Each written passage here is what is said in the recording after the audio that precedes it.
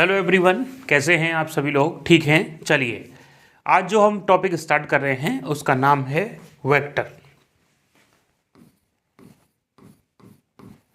Vector एक ऐसा topic है जो पूरे आपके जो सिलेबस है उसमें काम आएगा और हम जितने भी चैप्टर आगे पढ़ने वाले हैं उन सब में इसका खास यूज़ होने वाला है। ठीक है, तो चलिए इसको ध्यान से समझते हैं। यदि वेक्टर आता है तो अच्छी बात है, नहीं आता है तो हर एक छोटे से छोटा पॉइंट आपको समझ में आ जाएगा। तो सबसे पहले आपने वेक्टर में जब 11th क्लास की होगी तो पढ़ाया होगा कि सदिश राशि क्या होती है, अदिश राशि क्या होती है। जो सदिश राशि हैं, जो वेक्टर क्वांटिटीज़ हैं, वो कितने टाइप की होती हैं और उन क्वांटिटीज़ के एग्जांपल्स क्या क्या हैं, किस तरीके से हम किसी भी वेक्टर क्वांटिटी का यूनिट वेक्टर निकालते हैं। इस तरीके की कई सारी बातें पढ़ी हुई होती हैं। नहीं पढ़ी हैं आपने तो हम एक एक करके सभी चीज़ों को सिस्टमेटिक वे में बता रहे हैं। आपको उसी पैटर्न में चीज़ों को याद रखना है। जैसे सबसे पहले हम देखें कि हमने जितनी भी फिजिकल क्वांटिटीज़ पढ़ी, फिजिकल क्वांटिटीज़ से मतलब ऐसी क्वांटिटीज़ जिनको हम मेजर कर सकते हैं, वो सभी फिजिकल क्वांटिटीज़ हैं। उन सभी भौतिक राशियों में से कुछ राशियां तो ऐसी होंगी जिनके पास मैग्नीट्यूड भी होगा और डायरेक्शन भी होगी, और कुछ ऐसी राशियां होंगी जिनको शो करने के लिए या व्यक्त करने के लिए हमें कोई भी डायरेक्शन की रिक्वायरमेंट नहीं है। फॉर एग्जाम्पल, हमारी जो भौतिक राशियां हैं उनमें से एक एग्जाम्पल होता है मास का, द्रव्यमान का, और दूसरा एग्जाम्पल होता है डिस्प्लेसमेंट का, मतलब विस्थापन का। दोनों ही भौतिक राशियां हैं, लेकिन मास जो है, द्रव्यमान जो है, उसको शो करने के लिए, उसको व्यक्त करने के लिए या उसको यूज़ करने के लिए हमें केवल मैग्नीट्यूड मतलब परिमाण की आवश्यकता है कि मास कितना केजी है, ना कि उसकी डायरेक्शन की।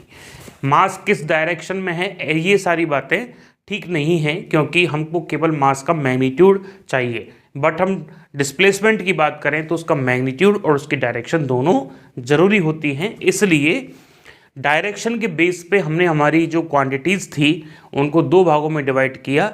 फर्स्ट वेक्टर क्वांटिटीज़, दूसरी स्केलर क्वांटिटीज़।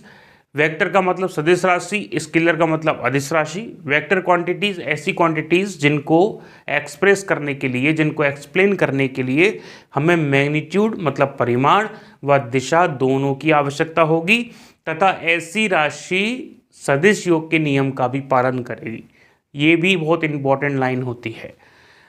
एक होती है अदिश राशि, जो केवल मैग्नीट्यूड रिक्वायरमेंट होता है, हमको डायरेक्शन की कोई रिक्वायरमेंट नहीं होती। अब हम इसको समझने की कोशिश करते हैं। देखिए, सबसे पहले हम जो टॉपिक पढ़ रहे हैं that is the vector analysis. और वेक्टर एनालिसिस में हमने फिजिकल क्वांटिटीज़ को, भौतिक राशियों को सबसे पहले बताया कि सदिश राशि होती है, सदिश राशि को वेक्टर क्वांटिटीज़ कहते हैं। दूसरी होती हैं अदिश राशि, जो इंपॉर्टेंट तौर पे हम पढ़ते हैं। लेकिन एक राशि और देखी जाती है that is the tensor quantity मतलब प्रदेश राशि। अभी हम समझेंगे कि टेंसर क्या होता है। सबसे पहले बात करें यदि वेक्टर क्वांटिटीज़ की, तो वेक्टर क्वांटिटीज़ की डेफिनेशन बता दी। ऐसी भौतिक राशियां जिन्हें व्यक्त करने के लिए दिशा व परिमाण की आवश्यकता होती है, तथा ये भौतिक राशियां, ये इंपॉर्टेंट है, सदिश योग के नियमों की पालना करनी चाहिए। आपको लग रहा होगा सर पहले कभी इस बात को नहीं पढ़े, लेकिन ये पढ़ना जरूरी है, क्योंकि इससे हमेशा एक क्वेश्चन का आंसर मिल जाता है। और वो कौन सा क्वेश्चन है कि विद्युत धारा एक सदिश राशि है या अदिश राशि। तो विद्युत धारा जो है वो कैसी राशि है? अदिश राशि है। लेकिन जब भी हम किसी भी सर्किट को डिजाइन करते हैं तो हमेशा इस तरीके से करंट को शो करते हैं। तो लगता यह है कि ये सदिश है, लेकिन विद्युत धारा जो है वो सदिश के योग के नियम का फॉलो नहीं करती, इस वजह से वो अदिश है। ठीक है, चलिए अभी हम बात करेंगे, अभी डिटेल में इसको बता देंगे। तो सदिश राशि का मतलब मैग्नीट्यूड, डायरेक्शन और जो हमारा वेक्टर एडिशन का लॉ है उसको वो फॉलो करनी चाहिए। और हमने इंग्लिश में भी लिखा हुआ है एग्जाम्पल के तौर पे। एक्सेलरेशन मतलब त्वरण, बल मतलब फोर्स, विद्युत क्षेत्र आप जानते हैं इलेक्ट्रिक फील्ड, आप चाहो तो मैग्नेटिक फील्ड भी लिख सकते हैं, और भी कई सारी क्वांटिटीज़ जो डायरेक्शन के साथ पढ़ी जाएंगी। नोट लिखा है विद्युत धारा जो है वो एक अदिश राशि है। अदिश का मतलब वो एक स्केलर क्वांटिटी है, क्योंकि ये सदिश योग के नियम का पालन नहीं करती। ऐसा क्यों कह रहे हैं? जैसे फॉर एग्जाम्पल, हमने सदिश योग का नियम ये कहता है कि यदि हमारे पास एक 3 एम्पियर की करंट है किसी वायर में और एक दूसरा वायर है जिसमें 4 एम्पियर की करंट है, हम आपसे पूछें कि रिजल्टेंट करंट कितनी होगी, तो आप कहेंगे सर 3 और 4 जोड़ के 7 एम्पियर आएगी, क्योंकि किरचॉफ का जो करंट लॉ है उसके अकॉर्डिंग जो टोटल आने वाली करंट है वो जाने वाली करंट के बराबर है, तो 3 और 4 और 7 में कन्वर्ट होगी। लेकिन अकॉर्डिंग टू वेक्टर देखें, माना करंट वेक्टर होती है तो क्या रिजल्ट आता? तो यदि ये इनके बीच का एंगल अपन लोग 90 मान लें, है ना, हम एक काम करते हैं, इस डायग्राम को रीड्रॉ करते हैं, इसको ऐसा करते हैं, नेक्स्ट पेज पे एक्सप्लेन कर देते हैं। देखिए फॉर एग्जांपल ये कोई करंट है और ये भी हमने कोई करंट ले ली, ये बताया था 4 एम्पियर की करंट है जिसका नाम है I2 और इसका नाम हम I1 ले लेते हैं, और ये करंट कितनी है 3 एम्पियर की। तो अकॉर्डिंग टू किरचॉफ लॉ हमको जो करंट मिलेगी दैट इज 7 एम्पियर, इसको हम I मान लेते हैं। यदि ये वेक्टर होती तो हम क्या देखते कि हमारे पास एक वेक्टर है जिसका नाम है I1 वेक्टर, हमारे पास दूसरा वेक्टर है जिसका नाम है I2 वेक्टर, और इनके बीच का एंगल यदि हम देखें तो 90 डिग्री है। तो रिजल्टेंट हम कैसे निकालते थे, आपको याद होगा, पहले वेक्टर का स्क्वायर I1 का स्क्वायर I2 का square 2 I1 I2 cos theta. तो दोनों वेक्टर के बीच में 90 डिग्री का एंगल है, cos 90 0 होता है, तो हम इसको लिख सकते हैं I1 का स्क्वायर और I2 का स्क्वायर, क्या लिख सकते हैं 3 का स्क्वायर प्लस 4 का स्क्वायर, दैट इज़ 5 एम्पियर। तो बात इतनी सी है कि यदि हमारी करंट सदिश राशि होती तो हमारा रिजल्ट आना चाहिए था 5 एम्पियर, क्योंकि ये सदिश के योग का नियम है। दो वेक्टर्स हैं I1 और I2, उन वेक्टर का जो रिजल्टेंट वेक्टर आएगा, जो रिजल्ट आएगा जोड़ने के बाद 5 एम्पियर आएगा। बट ऐसा नहीं होता, रिजल्ट 5 एम्पियर नहीं आता, रिजल्ट आता है 7 एम्पियर। इसका मतलब करंट जो है वो इस वेक्टर एडिशन के लॉ को फॉलो नहीं करता, करंट किरचॉफ के लॉ को फॉलो करता है। इस वजह से हमारी जो करंट है, इलेक्ट्रिक करंट है ना, कैसी है, एक स्केलर क्वांटिटी है, मतलब एक अदिश राशि है। ठीक है, आपको बात समझ में आ गई होगी। यदि करंट सदिश राशि होती तो इन दोनों का जो रिजल्ट है कितना एम्पियर है, ये 3 एम्पियर, और जो 4 एम्पियर का रिजल्ट है वो नेट 5 एम्पियर आना चाहिए according to addition law of vector. But ऐसा नहीं होता, अपन को 7 एम्पियर मिलती है। इसका मतलब करंट वेक्टर के एडिशन लॉ को फॉलो नहीं करती है। चलिए हम थोड़ा सा आगे बढ़ते हैं। अब हमारे पास नेक्स्ट जो क्वांटिटी है that is the scalar quantity, है ना, ये गलत लिख दिया है, स्केलर क्वांटिटी। ठीक है, या अदिश राशि, ऐसी भौतिक राशियां जिन्हें व्यक्त करने के लिए केवल परिमाण का मतलब क्या होता है, केवल मैग्नीट्यूड की रिक्वायरमेंट होती है, दिशा की नहीं। ऐसी राशियां कहलाती हैं अदिश राशि। जैसे टेम्परेचर, जैसे दूरी मतलब लेंथ या distance, not a displacement, displacement की डायरेक्शन होती है बट दूरी की कोई डायरेक्शन नहीं होती। जैसे चाल। अब वेग क्या है, वेग एक सदिश राशि है, आपको पता होगा। सदिश राशियां भी हो सकता है ये आपके लिए थोड़ा सा नया हो, पर ध्यान से देखिएगा, जो वेक्टर क्वांटिटीज हैं, जो सदिश राशियां हैं, वो हमारे पास 3 तरीके की होती हैं। पहले हम 2 तरीके की होती हैं। पहली होती है ध्रुवीय सदिश मतलब पोलर वेक्टर, दूसरी होती है अक्षीय सदिश मतलब एक्सियल वेक्टर। ध्यान से समझना, सबसे पहले हमने वेक्टर क्वांटिटीज पढ़ी। वेक्टर क्वांटिटीज का मतलब मैग्नीट्यूड प्लस डायरेक्शन और वेक्टर एडिशन का लॉ फॉलो करने वाले। अब जो वेक्टर क्वांटिटीज हैं, जो सदिश राशि हैं, वो 2 टाइप की होती हैं। पहली क्वांटिटीज ध्रुवीय सदिश। ध्रुवीय सदिश का मतलब आप समझ लीजिए, ये हमेशा लीनियर मोशन में अप्लाई होंगी। मतलब लीनियर मोशन, रेखीय गति जितनी भी हो रही है, रेखा में गति जितनी भी हो रही है, वहाँ आएगा ध्रुवीय सदिश। ऐसी सदिश राशियाँ जो रेखीय गति से संबंधित हो, ध्रुवीय सदिश राशि कहलाती हैं। जैसे डिस्प्लेसमेंट, जैसे वेलोसिटी, जैसे एक्सेलरेशन, जैसे फोर्स, ये सभी कैसी हैं, ध्रुवीय सदिश राशि। विस्थापन, वेग, बल और भी कई सारी क्वांटिटीज जो डायरेक्शन जिनका रेखा में हो या लीनियर हो, लेकिन ऐसी क्वांटिटीज जिनमें रोटेशन हो रहा हो वो सभी क्वांटिटीज कैसी होंगी, एक्सियल वेक्टर के तौर पे देखी जाएंगी। Axial vector quantity, axial vector क्यों बोला है, क्योंकि कोई भी क्वांटिटी यदि मतलब कोई भी फिजिकल क्वांटिटीज में रोटेशन हो रहा है तो उसको कोई ना कोई एक्सिस जरूर होगा, तो उस एक्सिस से जो रिलेटेड क्वांटिटी है that is the axial quantity. For example angular momentum, angular momentum ये कौन सी क्वांटिटी होती है, ये होती है एक्सियल वेक्टर क्वांटिटी। क्यों, क्योंकि यहाँ पे रोटेशन होता है। क्या होता है फॉर्मूला, एल वेक्टर बराबर आर क्रॉस पी वेक्टर। जैसे रिलेटेड क्वांटिटी क्या है, टॉर्क मतलब बल आघूर्ण, ठीक है, बल नहीं है बल आघूर्ण, क्योंकि उसमें आर क्रॉस एफ आता है। और बताइए एंगुलर वेलोसिटी या एंगुलर एक्सेलरेशन, जिसमें एंगुलर आ गया मतलब जिसमें कोणीय आ गया वो क्या हो जाएगी, एक्सियल वेक्टर। एंगुलर वेलोसिटी, इसी तरीके की कई सारी क्वांटिटीज जिसमें एक्सिस होगा वो एक्सियल वेक्टर, जिसमें एक्सिस नहीं होगा केवल लीनियर मोशन हो रही है तो वो पोलर वेक्टर। क्या बोलते हैं इसको, ध्रुवीय सदिश को पोलर वेक्टर। चलिए अपन आगे बढ़ते हैं। नेक्स्ट है प्रदेश राशि। राशि थोड़ा गलत लिखा हुआ है, आप इसको ठीक कर लीजिएगा। जो राशि हैं वो हमने 3 तरीके की पढ़ी, पहली वेक्टर, दूसरी स्केलर और हम तीसरी पढ़ रहे हैं प्रदेश राशि मतलब टेंसर क्वांटिटी। ऐसी क्वांटिटी या ऐसी राशियां जिनका परिमाण दिशा के साथ बदलता है। ध्यान रखना ये काफ़ी इंपॉर्टेंट पॉइंट है। ऐसा कहाँ देखने को मिलता है, पहले एग्जाम्पल देखते हैं फिर एक बार वापस अच्छे से समझेंगे। एग्जाम्पल ये है जैसे हमारे पास कोई रिंग है, रिंग को हिंदी में क्या कहते हैं, वलय, मतलब जो हाथ में छल्ला पहना जाता है दैट इज द रिंग, मतलब उंगली में जो छल्ला पहना जाता है या जो कंगन होता है वो रिंग होती है, वलय होती है। तो ये हमारी कोई वलय है। यदि हम वलय का इस एक्सिस परपेंडिकुलर एक्सिस के रेस्पेक्ट में मूवमेंट ऑफ इनर्शिया आई देखने की कोशिश करें तो आपको मिलेगा एम आर स्क्वायर। एम का मतलब इस वलय का, इस रिंग का मास, और आर का मतलब इसकी रेडियस।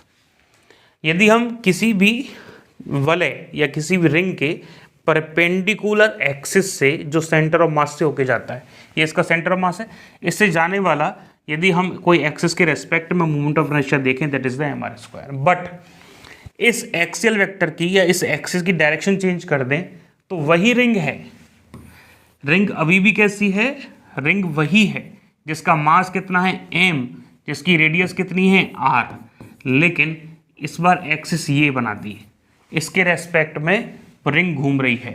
तो क्या हो जाएगा, यदि यहाँ से घूम रही होती तो कितना आता, एम आर स्क्वायर प्लस ये कितनी दूरी है r, तो एम आर स्क्वायर और जुड़ जाएगा। तो आंसर कितना आ गया, 2mr स्क्वायर। तो हम क्या देख पा रहे हैं, मोमेंट ऑफ इनर्शिया एक ऐसी क्वांटिटी हुई जिसमें हमारा जो ऑब्जेक्ट है वो चेंज नहीं होता, केवल एक्सिस की डायरेक्शन बदलते ही हमारा जो मैग्नीट्यूड है फिजिकल क्वांटिटी का वो चेंज हो जाता है। जैसे और भी देख सकते हैं, यदि एक्सिस को हम इस तरीके से ले लें डायमीटर के अकॉर्डिंग तो कैसा हो जाएगा answer, M R square by 2।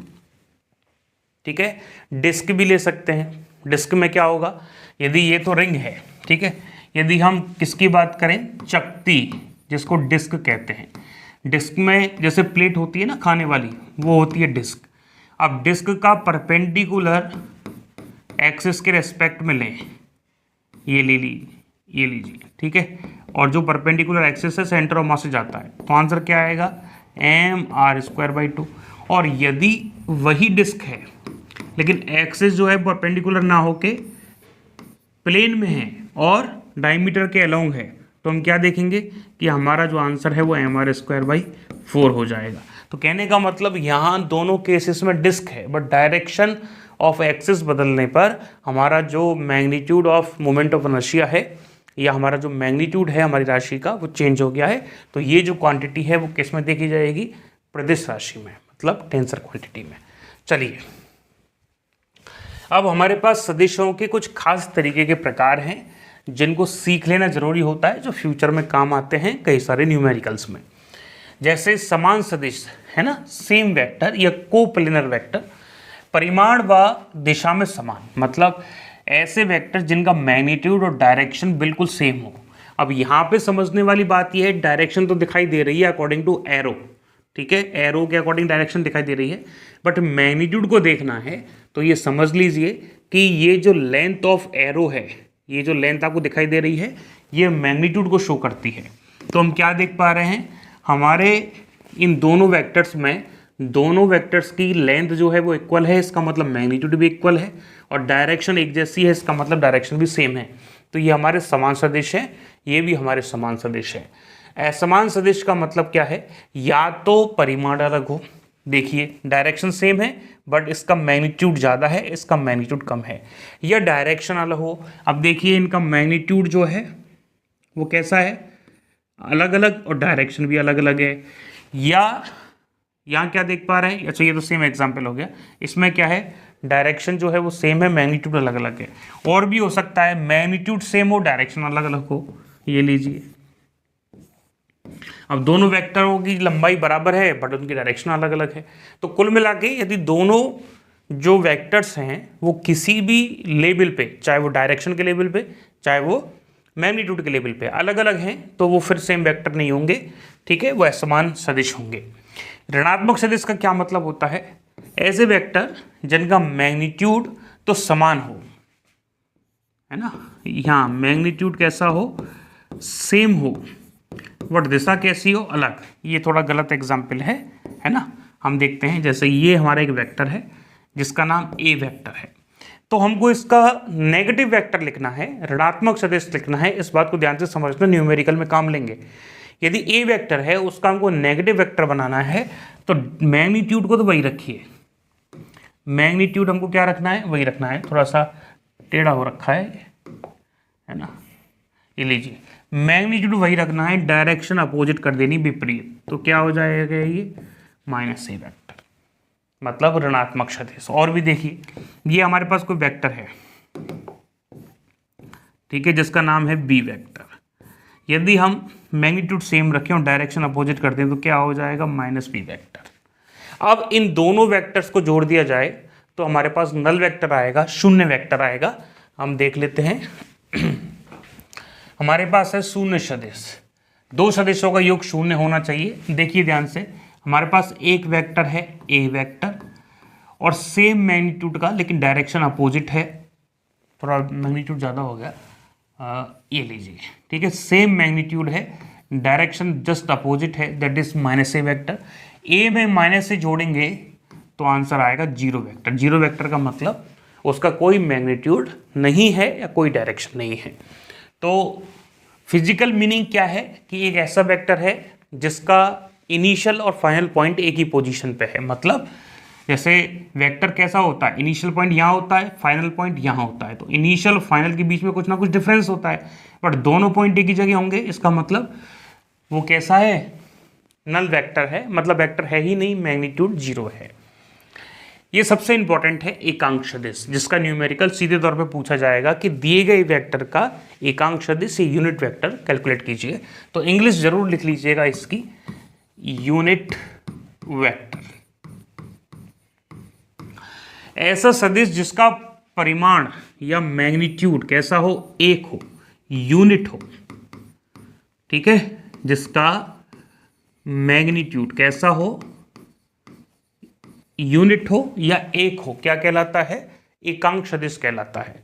मतलब एक ऐसा वेक्टर जिसका हम मैग्नीट्यूड निकालें, जिसका हम परिमाण निकालें, परिमाण निकालना भी सिखाएंगे आपको। अभी तो ये समझ लीजिए परिमाण का मतलब उस वेक्टर की वैल्यू। जैसे हमने कहा वेलोसिटी वेक्टर, तो वेलोसिटी वेक्टर का परिमाण एक है, इसका मतलब क्या है कि वेलोसिटी वेक्टर का जो परिमाण एक है, इसका मतलब होता है कि वो 1 मीटर प्रति सेकंड से जा रहा है, उसका वैल्यू कितना आना चाहिए, एक आना चाहिए, ठीक है। तो यूनिट वेक्टर ये समझ लीजिए कि वो वेक्टर यूनिट वेक्टर होगा जिसका मैग्नीट्यूड एक हो, एक ही डेफिनेशन है। ऐसा ऐसा वेक्टर जिसका मैग्नीट्यूड कितना हो, एक। अभी न्यूमेरिकल में हम बताएंगे। ऐसा सदिश निम्न प्रकार से व्यक्त किया जाता है। अब जैसे नाम में क्या लग रहा है, सदिश, इसका मतलब सदिश राशि में डायरेक्शन भी होती है और मैग्नीट्यूड भी। इस बात को ध्यान से समझना। जैसे हमारे पास हमने कोई ए वेक्टर लिया, ये हमारा कोई ए वेक्टर है। अब ए वेक्टर के पास एक तो क्या है, मैग्नीट्यूड, और दूसरी क्या है, डायरेक्शन। फॉर एग्जाम्पल जैसे हमने लिखा एक्स वेक्टर बराबर 5 मीटर आई कैप, इसका मतलब क्या हुआ कि हमारा जो डिस्प्लेसमेंट है वो 5 मीटर है और आई कैप मतलब एक्स दिशा में है। तो हम क्या लिखेंगे कि हमारा जो वेक्टर है ये उसका क्या कहलाएगा, मैग्नीट्यूड, ये उसका कहलाएगा डायरेक्शन, और डायरेक्शन को ही क्या कहते हैं, यूनिट वेक्टर। तो हम यदि यूनिट वेक्टर निकालना चाहते हैं तो हम क्या करेंगे, ए को इधर लेके आएंगे, तो ए वेक्टर अपॉन ए, ये आ जाएगा ए कैप। तो ये हमारा क्या कहलाता है, यूनिट वेक्टर। तो किसी भी सदिश का यूनिट वेक्टर चाहिए तो उसकी आप डायरेक्शन निकालना चाहते हैं तो क्या करेंगे, ये फॉर्मूला याद रखिएगा, टोटल वेक्टर में उसके मैग्नीट्यूड ऐसे लिख सकते हो और चाहो तो ऐसे भी लिख सकते हो। तो हम क्या लिखेंगे कि यदि किसी भी सदिश का यूनिट वेक्टर निकालना है तो हम क्या करेंगे, वेक्टर में डिवाइड करेंगे उसके मैग्नीट्यूड का। ठीक है, ये आपको पता होना चाहिए। अब देखिए इसका यूज क्या होता है, क्यों हम जो है यूनिट वेक्टर यूज लेते हैं। एकांक सदिश का मात्रक और विमा नहीं होती, क्यों नहीं होती, सोचिए हमने लिखा डिस्प्लेसमेंट बराबर, है ना, डिस्प्लेसमेंट को डी वेक्टर कर लेते हैं, डी वेक्टर बराबर 5 मीटर आई कैप। हमने कहा what is the value of unit vector, that is I cap upon D vector upon 5 metre. अब हमको बताइए डिस्प्लेसमेंट की यूनिट क्या होती है, मीटर, नीचे भी क्या है, मीटर, मीटर से मीटर कट गया, तो हमारा जो वैल्यू आएगा आई कैप का, डायरेक्शन का, वो यूनिट लेस और डायमेंशन लेस आएगा। तो वैसे भी डायरेक्शन मतलब दिशा जो है वो केवल एक नोटेशन है, एक सिंबल है, ठीक है, उसका कोई खास फिजिकल सिग्निफिकेंस नहीं है।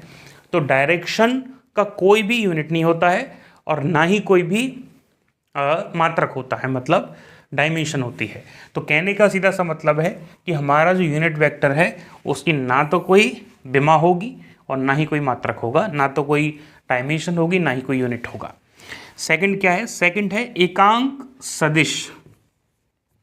एकांक सदिश का किसी राशि से गुणा करने पर उसके परिमाण में कोई परिवर्तन नहीं आता, बिल्कुल हमको पता है, केवल उसके डायरेक्शन को व्यक्त करता है। तो ये समझ लीजिए जैसे हमने लिखा क्या लिखा, हमने लिखा 5, है ना, 5 न्यूटन लिख दिया। तो 5 न्यूटन जो है वो किसी बल का मैग्नीट्यूड है, बट ये जो बल है वो इनकम्प्लीट है। क्यों कि यदि हम 5 न्यूटन में किसी भी एक यूनिट वेक्टर का मल्टीप्लाई कर दें, फॉर एग्जांपल हमने जे कैप का मल्टीप्लाई कर दिया, तो 5 न्यूटन में जे कैप का मल्टीप्लाई करने से क्या फोर्स के मान में कोई बदलाव आया? नहीं सर, अब भी 5 न्यूटन है। तो क्या चेंज हुआ? केवल हमको डायरेक्शन मिल गई। तो इसलिए ये लाइन कह रहा है कि किसी भी एकांक सदिश, एकांक सदिश का मतलब होता है डायरेक्शन को शो करने वाला वेक्टर। तो एकांक सदिश को किसी राशि से गुणा करने पर उसके मैग्नीट्यूड में मतलब 5 न्यूटन में कोई चेंज नहीं आता, केवल उसकी डायरेक्शन को शो करने के लिए यूज किया जाता है। एकांक सदिश को व्यक्त करने के लिए, अच्छा एकांक सदिश को दिशा, अच्छा एकांक सदिश दिशा को व्यक्त करने के लिए यूज किया जाता है या प्रयोग किया जाता है। ठीक है, चलिए क्वेश्चन देखिए, a बराबर 2 आई कैप प्लस 4 जे कैप माइनस 5 के कैप का एकांक सदिश मतलब यूनिट वेक्टर कैलकुलेट कीजिए। क्या कैलकुलेट करना है आपको? Find the unit vector calculate करना है। ठीक है, चलिए बताइए क्या आंसर आएगा। तो सर हमको पता ही नहीं, कैसे नहीं पता? अभी बताया था कि यदि कोई वेक्टर, ये तो कोई हमारा वेक्टर है, वो पूरा लिखना चाहिए था, ये लीजिए, ठीक है, हाँ जी, यदि हमारा कोई वेक्टर है, ये ए वेक्टर, तो इसके पास एक मैग्नीट्यूड होगा और एक डायरेक्शन होगी। तो यही हमारा क्या होता है? Unit vector. तो इसका मतलब यदि हम किसी भी वेक्टर में उसके मैग्नीट्यूड का डिवाइड कर दें तो हमको उसका यूनिट वेक्टर मिल जाएगा। तो इस पूरे वेक्टर का यूनिट वेक्टर निकालने के लिए पहले इसका मैग्नीट्यूड निकालना पड़ेगा और उस मैग्नीट्यूड का डिवाइड करना है। तो ए वेक्टर का जो मैग्नीट्यूड है वो इस तरीके से निकाल सकते हैं, जिसको ए भी लिख देते हैं, रूट, हाँ जी, आई के साथ जो कंपोनेंट है उसका स्क्वायर, मतलब 2 का स्क्वायर प्लस 4 का स्क्वायर प्लस 5 का स्क्वायर। इस तरीके से मैग्नीट्यूड कैलकुलेट करते हैं। आपको शायद याद नहीं होगा, अभी हम और भी एक डेरिवेशन करेंगे, उससे क्लियर होगा, पर नहीं पता है तो हम यहाँ लिख देते हैं कि फॉर एग्जांपल हमारे पास एक आर वेक्टर नाम का वेक्टर है, एक्स आई कैप, वाई जे कैप और जेड के कैप। तो यदि आप इसका मैग्नीट्यूड निकालना चाहते हैं, मतलब आर की वैल्यू निकालना चाहते हैं, तो करेंगे एक्स स्क्वायर वाई स्क्वायर और जेड का स्क्वायर। ठीक है, धीरे धीरे समय के साथ चीज़ें और भी समझ में आती जाएंगी, पर आप ये समझ लीजिए कि आर वेक्टर यदि अवेलेबल है तो कैसे हम मैग्नीट्यूड को कैलकुलेट करते हैं। तो ये हमारे पास ए वेक्टर है, इसका मैग्नीट्यूड इस तरीके से निकाला है। चलिए कितना आ जाएगा जी, 4 16 25। बताइए कितना लिखें, 35 प्लस 6 41 41 प्लस 4 45। तो हमारा ए का वैल्यू कितना आ गया, 45 आ गया। ए का वैल्यू कितना है जी, 45। अब हमको ए वेक्टर निकालना है, यूनिट वेक्टर ऑफ ए। हाँ जी, कैसे लिखेंगे, ए कैप बराबर A vector upon A. A vector कितना है जी, 2i cap plus 4j cap minus 5k cap upon root 45। तो ये हमारा आंसर है। आप चाहो तो उसको इस तरीके से भी लिख सकते हो, 2 अपॉन रूट 45 आई कैप प्लस 4 अपॉन रूट 45 जे कैप माइनस 5 अपॉन रूट 45 के कैप। ये भी हमारा आंसर है। ठीक है, तो ये यूनिट वेक्टर को शो करने वाला टर्म है या कोई भी सिंबल है। ठीक है, चलिए हम नेक्स्ट क्वेश्चन की तरफ आगे बढ़ते हैं। तो एक होमवर्क में हम दे रहे हैं, उस क्वेश्चन को आपको करना है, find the unit vector, find the unit vector of A vector. ठीक है, कोई वेक्टर दे रखा है, ए वेक्टर बराबर 2i कैप प्लस जे कैप प्लस के कैप। इस तरीके से उसने कोई क्वेश्चन दे दिया, तो कैसे करेंगे आप खुद करके बताइएगा। वैसे ए वेक्टर अपॉन ए मैग्नीट्यूड, और जो मैग्नीट्यूड आएगा वो कितना आएगा, रूट में 2 का स्क्वायर, है ना, 2 का स्क्वायर। अब देखिए यहाँ पे j का कंपोनेंट 0 मत लिखना, आपको पता होगा j का मल्टीप्लाई 1 के साथ है, 0 के साथ होता तो 0 हो जाता। तो हम क्या लिखेंगे, 1 का स्क्वायर प्लस 1 का स्क्वायर। हाँ जी, 4 प्लस 1 कितना आया, रूट 6। तो अब हमारा आंसर क्या होगा, ए कैप बराबर, हाँ जी, 2 अपॉन रूट 6 आई कैप प्लस 1 अपॉन रूट 6 जे कैप प्लस 1 अपॉन रूट 6 के कैप। अब देखो एक क्वेश्चन और इससे रिलेटेड आ सकता है, इफ ए वेक्टर बराबर, हाँ जी ध्यान से समझना, इफ ए वेक्टर बराबर आई कैप प्लस 2 जे कैप, या फिर एक काम करो, ए वेक्टर बराबर 2 K cap, what is the value of unit vector of A cap. कैसे निकालेंगे।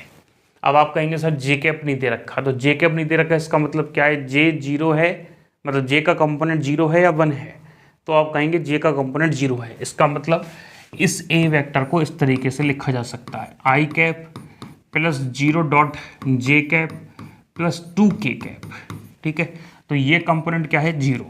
तो इसका जब मैग्नीट्यूड निकाला जाएगा तो कैसे निकालेंगे, ए का स्क्वायर, 0 का स्क्वायर और 2 का स्क्वायर, है ना।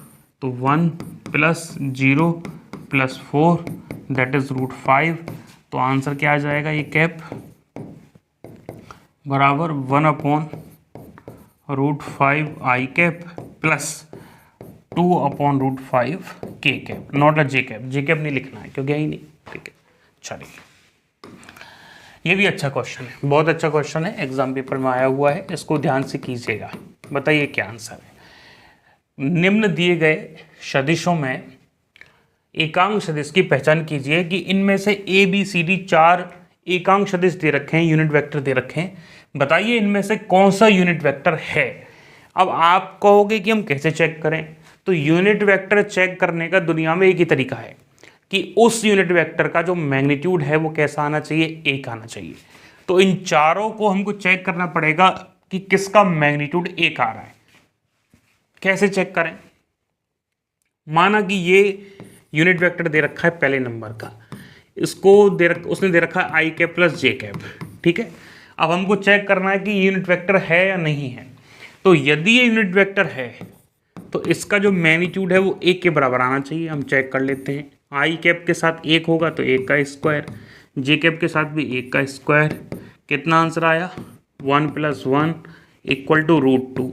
इसका मतलब ये जो पहला यूनिट वेक्टर दिया है ये, इनमें से सॉरी इस यूनिट वेक्टर का जो मैग्नीट्यूड है वो √2 के बराबर है, नॉट इक्वल टू 1 है। इसलिए ये जो आपको पहला ऑप्शन दिया है ये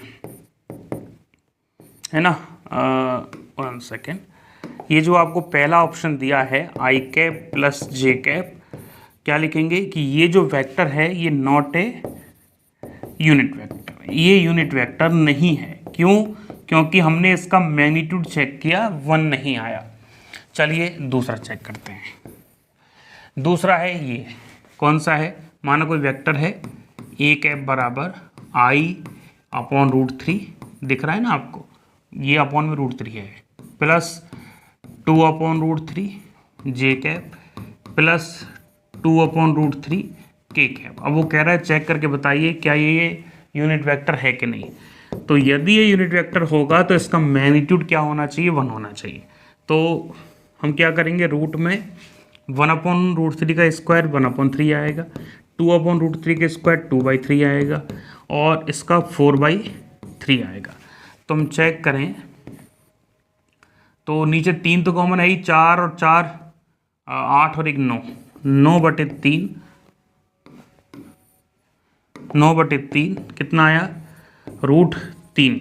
तो हम क्या देख पा रहे हैं कि इसका जो मैग्नीट्यूड है वो कितना आ रहा है, वो आ रहा है √3, जो कि नॉट इक्वल टू 1 है। इसका मतलब ये भी नॉट ए यूनिट वेक्टर, ये भी यूनिट वेक्टर नहीं है। ठीक है, चलिए नेक्स्ट चेक करते हैं। आप खुद चेक कीजिए अगला वाला, तो साफ पता लग रहा है नहीं है। कैसे, माना ये वेक्टर जो है वो इस तरीके से है, आई कैप, चलो 1/√5 आई कैप प्लस 1/√5 जे कैप। अब हमको चेक करना है कि क्या ये है क्या यूनिट वेक्टर, तो इसका मैग्नीट्यूड 1 के इक्वल आना चाहिए। तो हम क्या देख पाएंगे, 1/5 प्लस 1/5 दैट इज़ √2/5, और ये जो √2/5 है ये नॉट इक्वल टू 1 है। तो हम क्या देखेंगे कि ये भी not a unit vector. But अब हम चेक करते हैं चौथा वाला, 1 सेकेंड, है ना। हम सोच रहे हैं इसी में आ जाए तो एक समझ प्रॉपर विकसित हो जाएगी कि किस तरीके से क्वेश्चन को करते हैं। चलिए देखिए, अब हम देख रहे हैं 4th नंबर का। ये तो सबको आसान लग रहा होगा कि सर ये तो आंसर होना ही चाहिए। तो देखते हैं, ये हमारा यदि कोई यूनिट वेक्टर है और इसको लिखेंगे आई कैप, चलो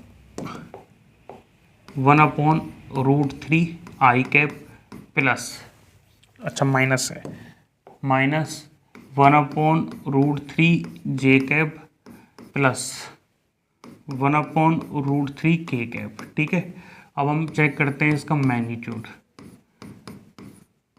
तो 1/3 प्लस 1/3 प्लस 1/3, हाँ जी 3/3 √1 इक्वल टू 1। इसका मतलब एक वेक्टर 4th नंबर का ऐसा है जिसका मैग्नीट्यूड 1 है। तो ये जो D है ये हमारा क्या है, क्या है ये यूनिट वेक्टर। तो हम लिखेंगे, क्या लिखेंगे, option D is a unit vector. ठीक है, चलिए इस तरीके से हम किसी भी वेक्टर को चेक कर सकते हैं। ये तो थोड़ा आपको समझाने के हिसाब से बड़ा लग रहा है, बाकी का देख के पता लग जाता है, जब कुछ न्यूमेरिकल सॉल्व करेंगे तो उससे और भी क्लियर हो जाएगा। चलिए अब हम देखते हैं डिस्प्लेसमेंट वेक्टर। डिस्प्लेसमेंट वेक्टर वैसे तो वेक्टर आपको जो पढ़ाया है वही है, बट खास तरीके से नाम इसलिए दिया है कि कोई क्वेश्चन आ जाए डिस्प्लेसमेंट वेक्टर के नाम से तो आप डरे नहीं। सबसे पहले डिस्प्लेसमेंट वेक्टर को समझने के लिए हमको जरूरी होगा ये जानना कि what is the position vector. Position vector यदि आपको समझ में आता है तो आप डिस्प्लेसमेंट वेक्टर को समझ पाएंगे। पोजीशन वेक्टर क्या होता है, इसको हिंदी में कहते हैं स्थिति सदिश, और नाम से ही पता लग रहा है कि किसी भी बिंदु की, किसी भी पॉइंट की जो स्थिति है उस स्थिति को वेक्टर फॉर्मेट में रिप्रेजेंट करने का जो तरीका है वो स्थिति सदिश है। जैसे फॉर एग्जांपल हमारे पास कोई भी कार्टेशियन कोऑर्डिनेट सिस्टम है जिसमें हम जानते हैं यदि ये x है, यदि ये y है तो ये क्या कहलाएगा, z होगा। और x जो डायरेक्शन है उसको हम i कैप से शो करते हैं, इसको हम j कैप से शो करते हैं, और ये हम k कैप से शो करते हैं। अब कैप क्यों लगाते हैं, कैप का मतलब समझ जाइए कि ये यूनिट वेक्टर है, केवल डायरेक्शन दिखाने के काम आ रहा है और इसका कोई भी मैग्नीट्यूड नहीं है, इसका मैग्नीट्यूड 1 है। अब हम देखते हैं कि माना कोई हमारे पास पोजीशन है P, और इस P के कोऑर्डिनेट फॉर एग्जांपल दे रखे हैं, उसने क्या दे रखे हैं, x y z दे रखे हैं, तो इसका मतलब हमको यहाँ से ही हटाना पड़ेगा, तब जाके हम x y z कोई कोऑर्डिनेट लिख पाएंगे। चलो एक काम करो, x1 y1 z1 ले लेते हैं, तो हमारे इसके कोऑर्डिनेट हो गए x1 y1 और z1। हमारा कोई पॉइंट है P इस x y z coordinate system में, जिसके पॉइंट या कोऑर्डिनेट जो है वो x1 y1 z1 है। तो हम मूल बिंदु से यदि कोई वेक्टर बनाना चाहें तो कैसे बनाएंगे सर, इस तरीके से कोई वेक्टर ड्रॉ होगा, और ये जो वेक्टर है वो पोजीशन वेक्टर r वेक्टर से शो किया जाएगा। और आपको पता है कि ये जो पोजीशन है, आपको पता है x1 i कैप डायरेक्शन में पोजीशन है, तो r वेक्टर को लिखने का तरीका क्या होगा, x1 i कैप में है, y1 j कैप में है और z1 k कैप में है। तो ये हमारा कहलाता है पोजीशन वेक्टर, किसी भी कण की, ऑब्जेक्ट की पोजीशन को शो करने के लिए यूज किया जाने वाला वेक्टर। अब सोचो, पोजीशन वेक्टर तो समझ में आ गया, मतलब कण की पोजीशन तो समझ में आ गई, अब हमको समझना है डिस्प्लेसमेंट वेक्टर। तो दो पोजीशन का जो डिफरेंस है दैट इज द डिस्प्लेसमेंट। तो इसका मतलब यदि हम डिस्प्लेसमेंट वेक्टर को समझना चाहते हैं तो केवल हमको दो पॉइंट के बीच का डिफरेंस चाहिए। यदि ये x है, चलो x छोड़ो, बेहतर ये रहेगा यदि ये i कैप है, यदि ये j कैप है, यदि ये j कैप है और यदि ये k कैप है, तो हम मानते हैं कि हमारा पहला जो पोजीशन है ना, जिसको हम बोल देते हैं r1, और ये हमारी दूसरी पोजीशन है जिसको हम बोल देते हैं r2 वेक्टर। इसके कोऑर्डिनेट हैं x1 y1 और z1। इसके कोऑर्डिनेट हैं x2 y2 और z2। ठीक है, इन दोनों के बीच का जो डिफरेंस है ये कहलाता है डिस्प्लेसमेंट वेक्टर डी वेक्टर या r2 माइनस r1 वेक्टर।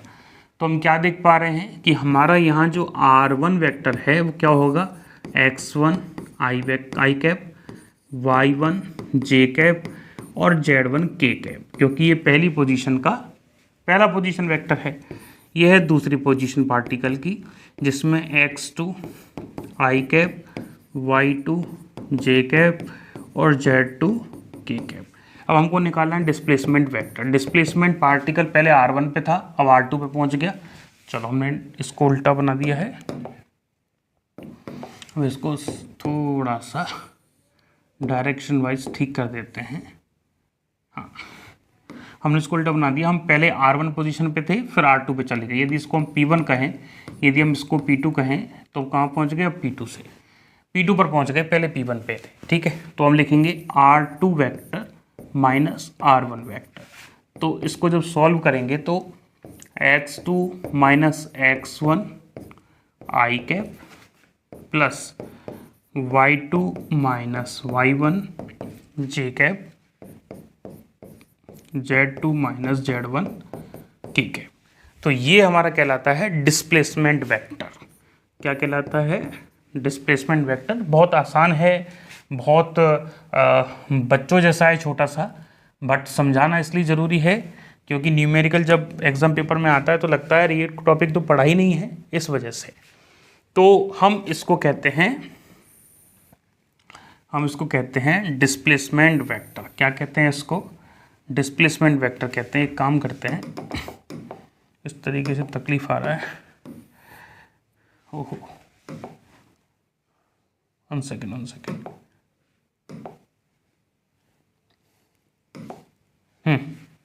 इसको कहते हैं डिस्प्लेसमेंट वेक्टर। ओके, ये कहलाता है डिस्प्लेसमेंट वेक्टर। इसका मैग्नीट्यूड निकालना है तो इसका मैग्नीट्यूड d से शो कर देंगे और क्या आ जाएगा? कुछ नहीं है सर, वही लिखना है आई कैप के साथ जो है उसका स्क्वायर x2 माइनस x1 का स्क्वायर, इधर y2 माइनस y1 का स्क्वायर और z2 माइनस z1 का स्क्वायर। ये लीजिए, ये क्या कहलाएगा? हमारा डिस्प्लेसमेंट वेक्टर, और ये है पोजीशन वेक्टर। चलिए थोड़ा सा और आगे चलते हैं। यदि एक कण की स्थिति, भाई साहब में गलत लिखा हुआ है, ठीक कर लेना, ठीक है। यदि एक कण की जो स्थिति है 335 है, सॉरी 335 से 452 हो जाती है, तब विस्थापन सदिश का मान क्या होगा? तो आपको तो पता लग ही गया है, क्या पता लग गया है कि सर जो R1 वेक्टर है वो कितना है, पता लग रहा है ना, 3i कैप 3j कैप और 5k कैप, और जो R2 वेक्टर है वो कैसा है, 4i कैप 5j कैप और 2k कैप, और जो D है वो आ जाएगा x2 माइनस x1 का होल स्क्वायर, मतलब समझ रहे होंगे आप, 4 माइनस 3 का होल स्क्वायर, हाँ जी, y2 माइनस y1 5 माइनस 3 का होल स्क्वायर और 2 माइनस z1 का होल स्क्वायर। हाँ जी तो वैसे सीधा लिख दिया, अपन को सीधा लिखना नहीं चाहिए था, पहले डी वेक्टर शो करना चाहिए, पर कोई बात नहीं, अब लिख दिया तो लिख दिया है। 1 का स्क्वायर, हाँ जी, 2 का स्क्वायर, 3 का स्क्वायर, 1 प्लस 4 प्लस 9 कितना आया, 9 और 4 13 और 1 14। ये लो जी, ये क्या है, डिस्प्लेसमेंट वेक्टर का magnitude, not a displacement vector.